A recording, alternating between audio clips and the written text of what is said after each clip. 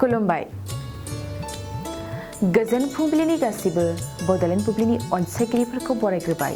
दिनै 23 एप्रिल रबिबारनि फान्जामुथिखौ फरायथिनो लादों किलिखां ब्रह्मआ। फान्जामुथिनि गिबियाव दं मेष राशि। नखराव रां आरजिनायनि फारसे मोजां सम जानाय नङा। फालांगियाव रां खहा जागोन। हरखाब रां गोमाजानो हागौ। वृष राशि। मोजां सम, जेरावबो जाफुंसारनायनि मिजिं दं। बादायलायनायफ्राव जै जानो हागोन। गोसोखौ रेजें मोनगोन। मिथुन राशि। रांखावरि बाहायनायनि फारसे सांग्रां जा। हरखाब नखरनि धोन खहा जागोन। आखायाव रां रुफा थानाय नङा। कर्कट राशि। थांखि जाफुंसारनायाव रंजाखांगोन। दिनै नखरावनो रंजा बाजा खालामनानै समखौ बारहोहरगोन। साननाय हनायफ्रा मोजांसिन जागोन। सिंह राशि। समजों आवगायफानो सानगोन। गोसोआव मोजां मोननाय खामानिखौ मावनो लुबैगोन। नखरनि थाखाय मोजां खामानि मावगोन।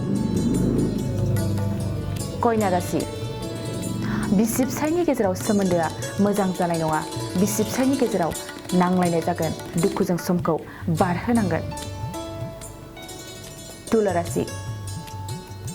बबेबा मोनसे जेंनाखौ लानानै लोगोजों नांलायगोन। गुबुननि गाहायाव थानाय नङा।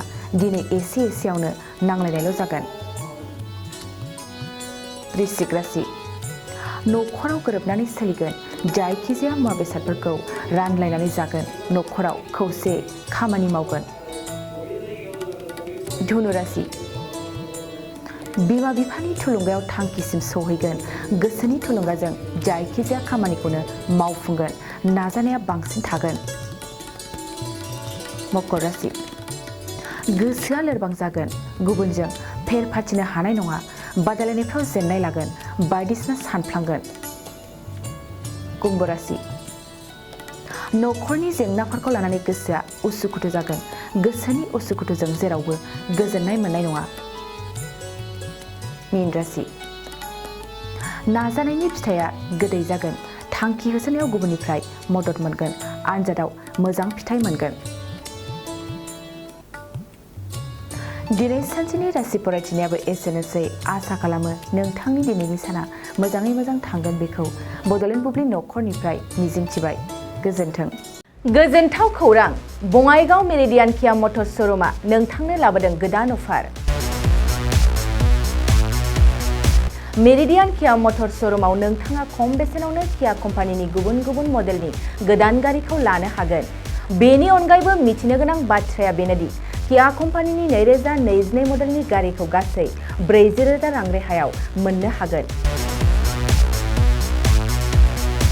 बेजों लोगोसेनो बे श'रुमाव जेखिजाया कम्पानिनि गोजाम गारिखौ सोलाय सोल' खालामनोबो हागोन। दासान्दि बे अफारा सोलिगासिनो दं। मेरिडियान किया मटर्स श'रुमआ सा बङाइगाव साफागुरि र'ड आगराला देहा फाहामसालिनि साखाथियाव थानाय महामाया हटेलनि अपोजिट साइडआव दं। बे अफारखौ मोनफुंनो थाखाय नोंथाङा अनलाइनबो बुकिं खालामहरनो हागोन। लोगोसेनो गोबां मिथिनो थाखाय थोंजोङै 7099003414 नङाब्ला 8822790662 जानबुं अनजिमायाव जगाजग खालामहरनो हागोन आरो बङाइगाव मेरिडियान किया मटर्स श'रुमआव थांनानैबो नायनो हागोन।